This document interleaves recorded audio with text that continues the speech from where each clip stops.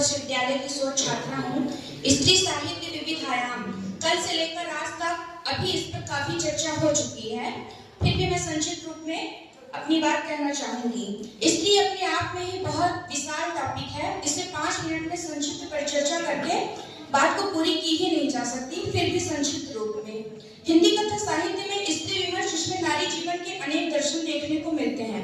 और स्त्री साहित्य यदि साहित्य में बात करें तो छायावाद काल से स्त्री विमर्श का जन्म माना जाता है, जिसमें महादेवी वर्मा की श्रृंखला की कड़ियां, इसमें समग्र रूप से स्त्री साहित्य के विभिन्न दर्शन देखने को मिलते हैं। यूं तो स्त्री साहित्य पर सभी कोई लेखन किया है, प्रेमचंद से लेकर राजेंद्र यादव तक अनेक पुरुषों लेखकों ने नारी समस्या को कोरा, लेकिन उस रूप में नहीं जिस रूप में स्वयं महिला लेखिकाओं ने लेखनी चलाई है।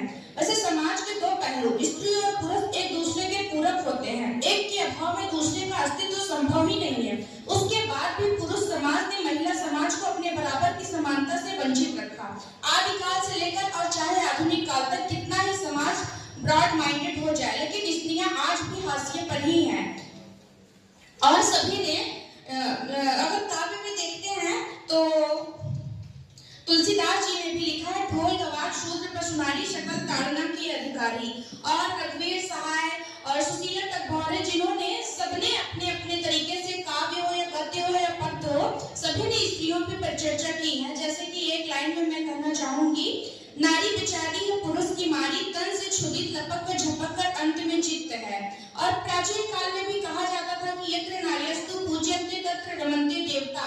लेकिन जो सैद्धांतिक बातें लिखी जाती है, जिसे हम अपने असल जीवन में अप्लाई कर लें तो बातें लिखी गई हैं, इसका कोई फायदा नहीं है। अगर हम अप्लाई कर लें तो सब कुछ अपने आप यथावत अच्छा हो जाएगा। माँ बाप ने पैदा किया था गूंगा, परिवेश ने लंगड़ा बना दिया। चलती रहे परिपाटी पर बैसाखियां चरमराती हैं, अधिक बोझ से अकुला कर विस्तारित मन हुंकारता है कि जी चाहता है बैसाखियों को तोड़ दूं। हिंदी कथा साहित्य में नारी विमर्श का जोर 8वें दशक तक आते आते एक आंदोलन का रूप ले लिया है। नारीवाद को लेकर अपने समय पर कई विद्वानों ने चिंता व्यक्त की है। जैसे मैथिली शरण गुप्त ने भी कहा, अबला जीवन है तुम्हारी यही कहानी, आंचल में है दूध आंखों में पानी। तो प्रसाद ने कहा, नारी तुम केवल श्रद्धा हो। मन्नू भंडारी ने आपका बंटी मृदुका कल्प में कट गुलाब, मैत्रेयी पुष्पा ने चाक, प्रभा थेतान छिन्न मस्ता, उर्वा प्रियंवदा ने 55 खंभे लाल दीवारें आदि में नारी संघर्ष को देखा जा सकता है। ज्योति किरण के शब्दों में मैं अपनी बात फिर कहकर समाप्त करना चाहूंगी। इस समाज में जब स्त्री अपनी समझ और काबिलियत स्पष्ट रूप से प्रकट करती है, तब वह कुलक्षणी मानी जाती है। अपनी छुट्टी